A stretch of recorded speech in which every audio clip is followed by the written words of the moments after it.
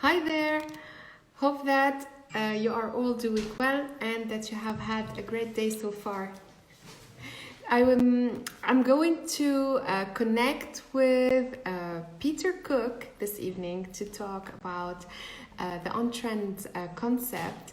We were going to look at several trends, retail trends, but specifically the new retail concepts that are cooking today. So I hopefully will be able to go through all of these details with Pete in order to discuss the concept, in order to discuss the nature of the services that are being provided and so on. So I'm going to invite Pete in and we're going to start the discussion and go through the services of OnTrend. Pete, I know that you're listening to that live right now, and I have my doubts that you're connected from your laptop. You have to connect with me from your telephone in order for me to be able to join you live.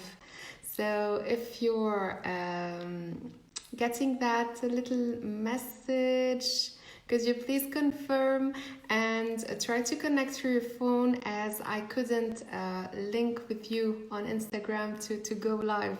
So you have to connect from your phone, please.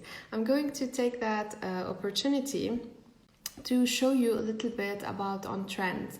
So OnTrend looks at several concepts. Yes, Pete, you have to connect from your telephone, not from your laptop, please. If I can ask you to do that, as connecting from your laptop does not allow me to go on live with you. You can only hear me, but you couldn't go live with me. So if you could connect from your phone, please. So I'm just running here with you some of the pages from the OnTrend concept. And you can see that the website is very rich in terms of information. And we're going to look at some aspects related to OnTrend retail and that specific section from the website. And hopefully, Pete, you could give me more information about that. So, if you're on the website, don't hesitate to subscribe to the newsletter in order to get the latest from the digest. Otherwise, I would take the opportunity to talk about the importance of pop-up stores today and the importance of these retail concepts in today's world. We have been looking at the explosion, the expansion of ephemeral retailing and the dynamics that they have been injecting onto the market lately. So it's really important for us to pay more attention to pop-up retailing and pop-up retail concepts and to see how brands are using this concept to creatively propose new ways for customers to engage with them. So I'm leave all that to Pete in order for him to explain to us about the OnTrend concept and in order for him to give us a better insight on pop-up retailing. So I'm connecting to Pete and I hope that the internet connection will do us justice. Hey! Hi there, I'm sorry about that. No problem, no worries. Technology is always a hassle. How are you, Pete? I hope that I'm not going to have Can you hear me any okay? problems. Yes, it's a bit slow. Pete, I'll leave the floor to you to introduce us to you and to the OnTrend concept. Okay, great. Well, thank you very much. Thank you. As you know from your interaction with my colleague Ian, OnTrend, this is a fairly new venture. We started it, though it's been in the works for the concept's been around for many years, and just recent events have enabled us to really jump in at it. But so our idea is pretty simple, and we've applied it successfully in other industries. But we want to be a resource for industry members to. We're just going to collect data from a variety of sources. That's in our newsletters. Our newsletters are really aggregators.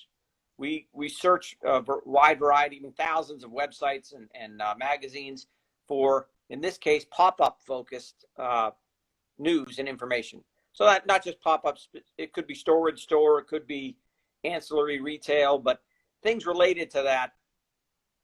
And we collect that news, and then we just put it out in a newsletter each week. And so our idea there is just to be a resource. We're not a competitor really of any of the existing, some of the great newsletters and resources that are out there. We're trying to make it easier for those in the industry to find those resources, and we'll provide links to news and information, knowing that some people will find that news and then subscribe to other newsletters, which is fine. So we're just trying to be a resource for everyone out there, to make it easier to find information, in this case on pop-up retail and pop-up grocery and other similar trends. We have a couple of other newsletters too that are related. One is on store design. Yeah. So retail store design, which there's a lot of overlap with pop-up, but retail store design covers a bit more than pop-up exclusively.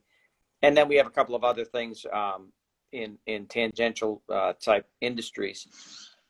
And the idea would be, first we provide the newsletter, and then eventually when things with COVID get back to, well, I don't know if they'll ever get back to normal, but if we can get back to daily life, we will start organizing events. And the idea there will be the same. We're going to bring together industry experts, just to make it easier for people both to learn about trends and the latest issues in relation to pop-up, and then also to network with the industry professionals. With industry leaders and solution providers. Yeah, I was wondering, so OnTrend Concepts consolidates data and puts them together in that one newsletter. However, the sources, do they qualify as being credible sources, or you don't have that level of perfection related to the source that you're putting in the newsletter? Well, this isn't like this is not an algorithm that's just out searching and grabbing anything that mentions pop-up or some of the key terms. We're going through each article and making sure it's appropriate. Now, sometimes it's not a professionally published article. It might just be a LinkedIn post, but we see it and say, "Gosh, that's we think that'll be of interest to the industry," so we include it. So there's a variety, but yeah, we're certainly trying to keep a certain level of expertise or credibility in every article.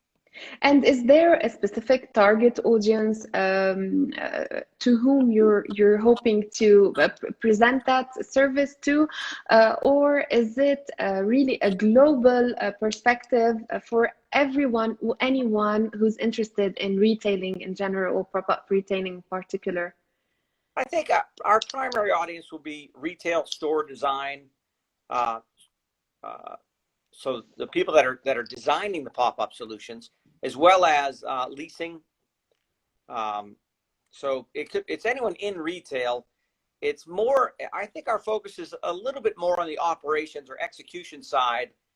So yes, here are some design trends that you need to keep in mind when you're designing your pop-up solution, but also how do you execute? If you're going to, what did we just read?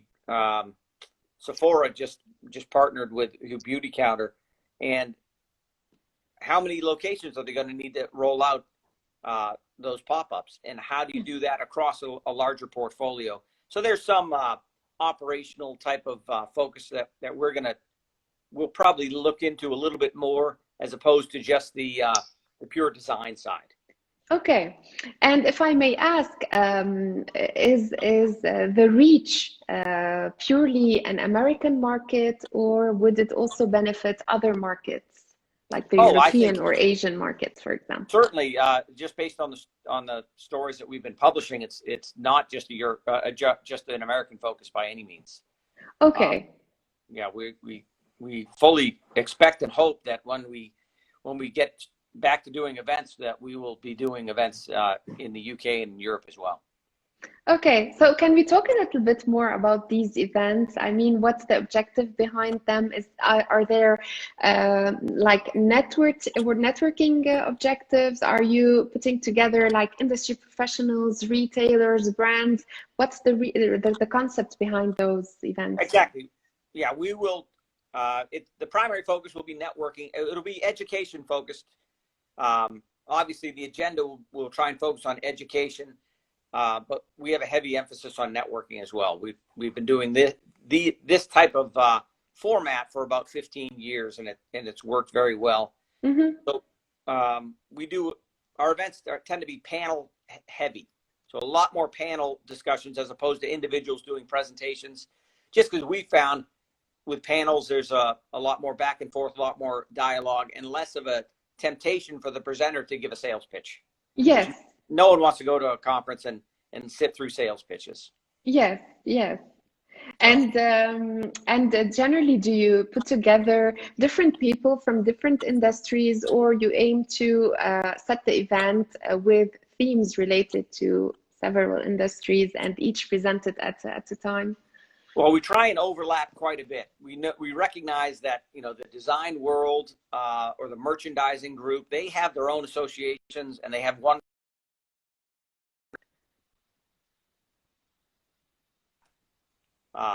So it might be, we may have a panel on what we like to do sometimes are case studies. Yes. So we'll have a panel that will include maybe the leasing side, the retailer, the design, and maybe a construction group, someone that executed across a large portfolio. Maybe they did 50 stores or something like that. So yeah, we try and do a cross section. We don't. When we do our events, we try not to focus just on one industry, because most industries already have great events that are focused just on that industry. Okay. Now, if I may ask, with OnTrend, the website, there is this clear distinction between restaurants, groceries, retail, etc. All of them are retailers. So what's a key take message when looking at each type of industry alone? What do you aim at presenting as like a key message out of these three different offerings? Sure, I think we have them segmented, and there's also overlap between, as you've mentioned. So in our newsletter, for example, the PopUp Digest, that applies to our grocery group. Yes. Because there's so much store-in-store type of concept in grocery, as well as retailers. But it doesn't apply as well, I think, to the restaurant side. Although there certainly is a trend in pop-up restaurants now that we've been seeing. So it's really based on our newsletters. When someone visits the site, what industry are they in, and they'll more likely click on OnTrend Retail if they're focused on retail. And again, the newsletters and the events, there'll be a lot of overlap. Each time we do an event, it'll fall under multiple categories. But that's really just to help people figure out where they should go on the website, what newsletters maybe they should subscribe to. Okay, perfect. I was wondering if there is a niche that you are catering to in the world of physical retail. I know that we have spoken about that earlier, but maybe we could just elaborate further. I mean, today, if offering a retailer or retail professional such an information, would you think that coupling it up with other services or other insight or analysis would be more beneficial to him or her? I'm not sure I understand the question completely. I think, well, let me give a little background on how I came, my initial exposure to pop-up related retail. And this was for many years. I was doing business development for a national inspection and engineering firm, and we developed relationships with U.S. retailers, primarily U.S. and Canada, and we were doing a lot of work for them when they were redesigning stores. Yeah. And in some cases, it was pop-up related or just some merchandising. But Target Optical wanted to add a certain. They wanted to extend their shelving on their walls. They had determined that the more shelf space we have, it helps drive. We can have more samples out, and it drives revenue. More business. So we went out. This was a little thing we did, but this is just an example of some of the services that get pulled in when someone's doing a pop-up retail project. But we went in and we just measured wall space in every Target Optical in the U.S. And we took pictures and did measurements. It was a very simple project, but they needed it very quickly, and we turned it around in a few weeks. So we were doing business development, or I was doing business development for this company, and we partnered with a lot of different retailers on just unusual projects like that. McDonald's, when they went from the single drive-through to the double drive-throughs, which is now the norm in the U.S. when there's a 2-lane drive-through. Well, we were involved in some of those where we had to go out and do surveys around the outside to see how much space they had. Would they be able to convert that? So we did a lot of those types of store design related projects. And we just played a very small part in doing photo surveys, as-built surveys, so architectural drawings of the existing space, so that their designers could then take that and determine what modification they could make to implement this new program. Yes. And we also were involved in some pop-up related things where it was a store-in-store. I think it may have been Kohl's. No, it wasn't Kohl's. It may have been Target again. It was a larger department store, and they were going to have some type of a kiosk in their jewelry section, and it was a pop-up concept. And again, so we went out and worked with that. So my experience and the original experience 15 years ago in the pop-up world was just helping these retailers and their brand partners figure out how to put those pop-ups in those spaces. Okay. So that's some of my contacts, and certainly just because of that being my background, some of our events will likely focus on that type of ideas. Yeah. When you have to do 1,000 a pop-up in 500 stores, how do you execute that? Yes, scaling the project or not, or right. This is really an interesting topic, and I was wondering, in terms of pop-up and demand for pop-up stores, where do brands tend to implement their pop-up projects more? Are they focusing on the bigger cities, or are they now venturing into areas that are calmer to meet different types of audiences? I mean, how is pop-up store demand and offer evolving in the US? Well, right now, I think there's just a lot of research and looking at it. With COVID, there's not a lot of execution, I think, yet, but we're going to see it. And OnTrend Concepts was coming online before the COVID issue started, and there was so much talk at that point in pop-ups in grocery. And some of I was reading about pop-up restaurants. There were going to be some in some grocery chains. We're going to roll out some pop-up restaurants, so temporary restaurants, and have a what do you call that? A dining section, and they'd have multiple brands there. I think they're probably going to see more pop-up right now in larger cities. And in larger, the larger host retailer, the grocery chain or the Target or the Walmart type of group, because they can guarantee greater volume and exposure for that. Yeah. they can, I think, take advantage from the customer dwell, the important customer dwell from these areas in order to benefit from that.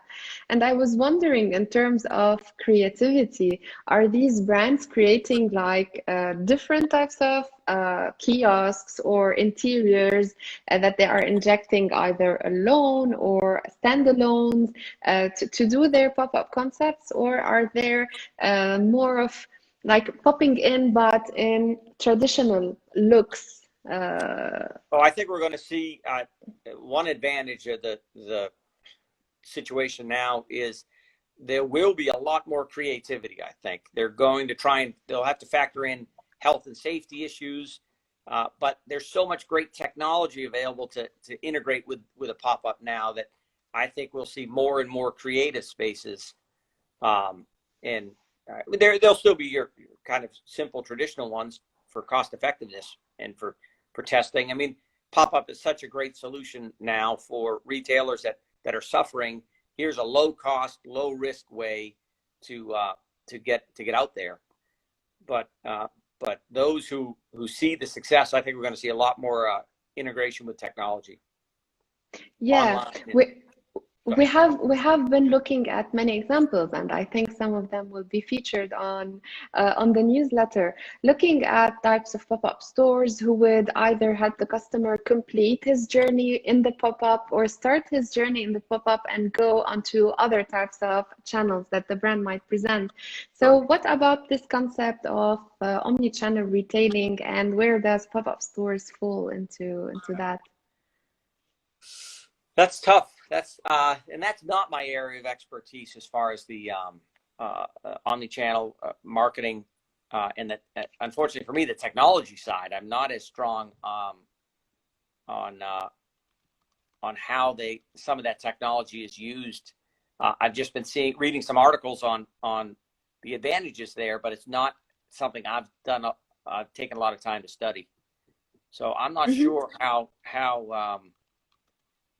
I think your subscribers and viewers probably are more up to speed on that than I am. So I'm not sure I should spend too much time commenting on it. Okay, we can we can skip that question. It was really out of curiosity. I was wondering, at some point, having access to so much information, and after developing these, for example, panels from the event, etc., would you at a certain point be able to provide the industry with white papers, or maybe with like analysis booklets related to what you have seen on the market? Because this type of information is becoming requested, I think, Right. Yeah. Would Certainly. you think of doing this at a certain point? Yeah, I for sure. That's part of the plan. What we want to be careful of is that we're not looking to become the source of information, because we don't want to be competing with the some of the great analysts that are out there now. But certainly, I think periodically we would probably do write some articles, do some white papers, for sure. Okay. And so what's the future now of OnTrend Concepts, if I may go back to the initial service that we are talking about? Sure. No, right now we're focused on just putting together a good newsletter, building relationships, trying to promote other, like your program, try and promote other resources for the industry, and then when the time is right, we'll start with our live events. Okay, perfect. Hopefully we'll be in touch to discuss about these events more. Do you have some time just to elaborate a little bit further about the COVID-19 situation and its impact on the entire retail industry, like whether on groceries, restaurants, or fashion retailing? What's your take on that? Well, obviously devastating. You hate to see it. A lot of people suffering as a result, not just from the health side, but the economic impact has been horrible for retail. But it's provided some, I think, an opportunity to reset, kind of review their current strategies and look for other alternatives.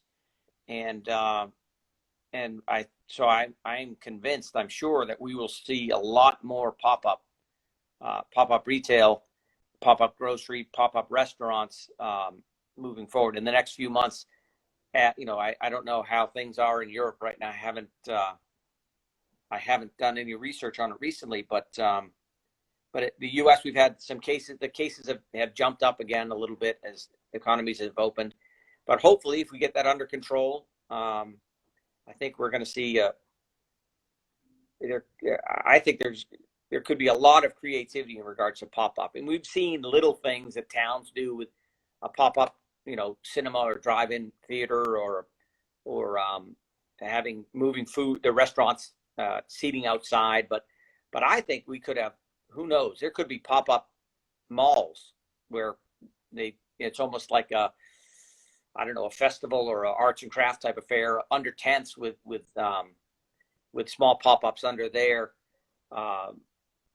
as a way for retailers, either online retailers, to get out in front of in person. Yeah, to meet their target audiences. Yeah. Yeah. Or just as a fun, different way to do that without while maintaining the safety precautions.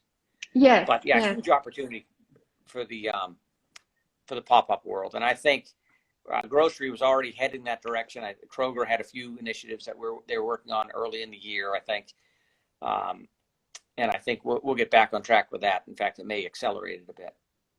Yeah. So, and do you think that pop-up stores will be even coupling more with the pure players in order to get closer to their target audiences?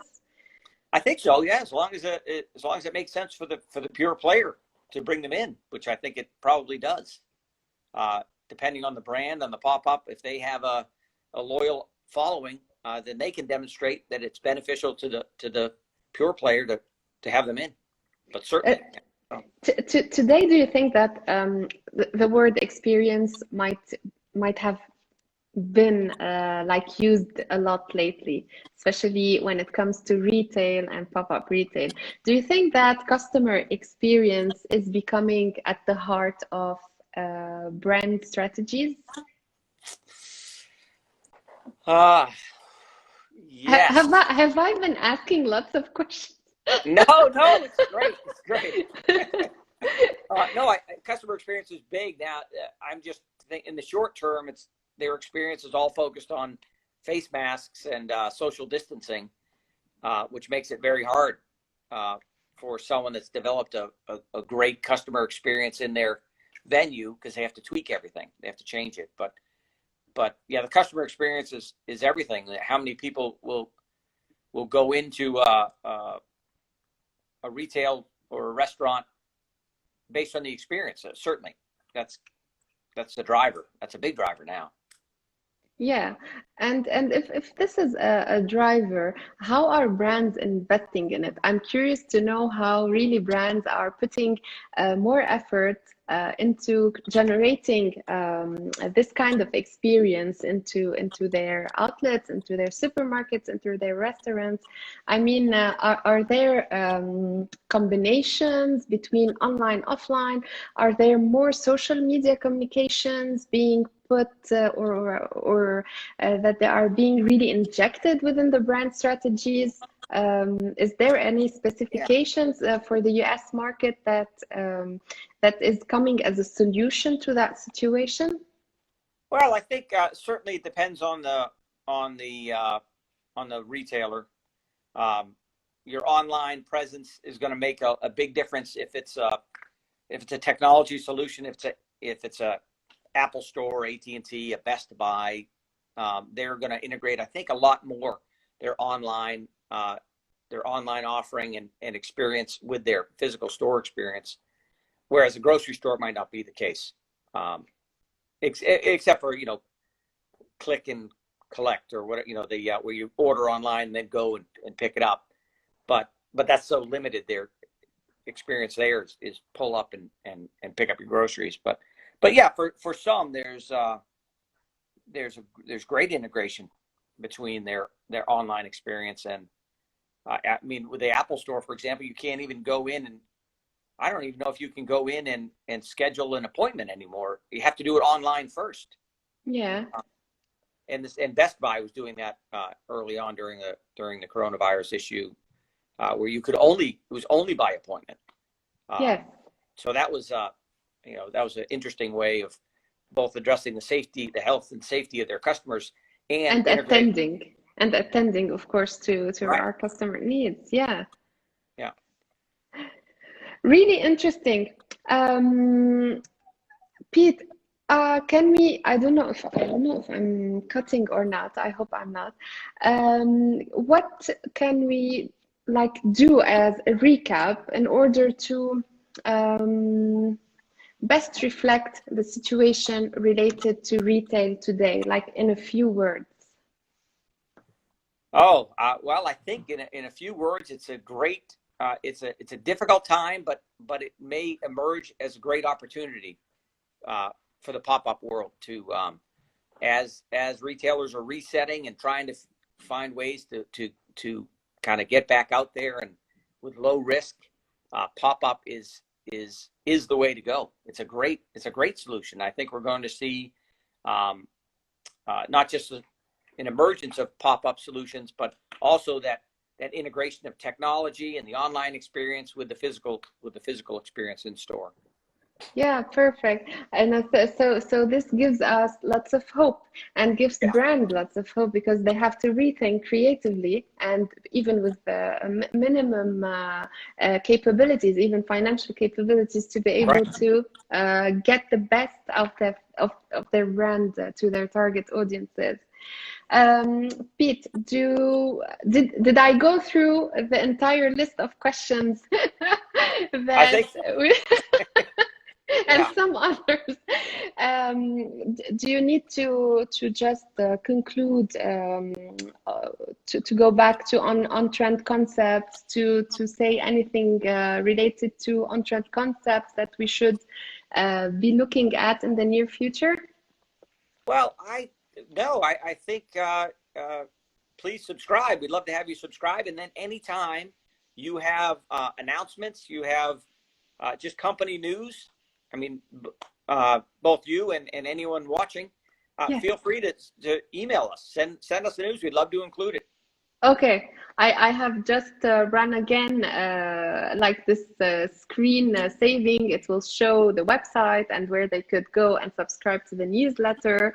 And so we're inviting everyone to just go to the website and get their emails in there and subscribe to the newsletter. Oh, here it is. So, and we're going to also, I hope that you're going to give us some info related to the events that you're going to be doing soon, in order for me to be able also to share it on this platform. It would be great for everyone who follows on pop-up stores and pop-up retailing. Sounds great. Perfect. When we have those events in Europe, we'll let you know. We need you to moderate a panel or two. Yes, please. Thank you so much. Thank you. Pete, would you like to add anything else? No, I think we're good. Thank you so much for having me on. Thank you for accepting to do this, and it was a pleasure meeting Ian earlier and you, and thank you for presenting us with this beautiful concept. Thank you. I wish you a nice day. Stay in touch. Bye-bye. Bye.